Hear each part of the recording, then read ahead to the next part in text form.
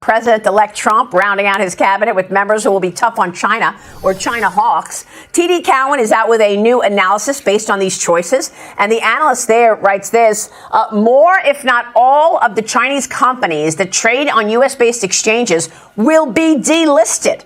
He writes this, the argument is that the U.S. should not finance companies that are unfairly competing against U.S. companies that could pose a military risk.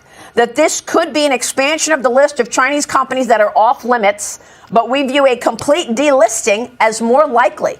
Michael Lee, I thought this was a powerful research report this morning from Cowen.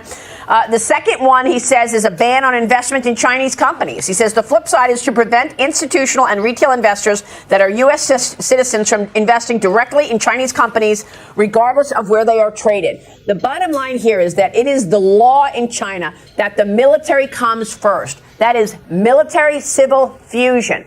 And any company, if it has anything to do with advancing the Chinese military, will do so. So all these companies that you invest in on U.S. exchanges that are Chinese companies, they are tied to the Chinese military, Michael Lee. Do you expect this analyst to be right, that there will be a delisting of these Chinese stocks?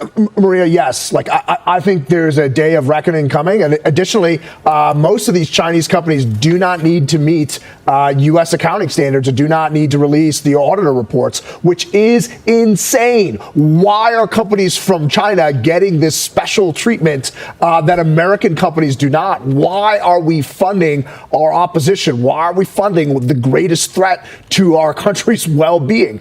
So, look, I think a headline like this, a report like this, couldn't be more timely as Trump is staffing up his cabinet, and why you are seeing Marco Rubio as your Secretary of State. He has been a champion for this issue. They wanted to add, the MSCI World wanted to add Chinese stocks to some of their index funds, which are in United States government workers' retirement plans. Okay, and he fought hard to have that removed. That's so right.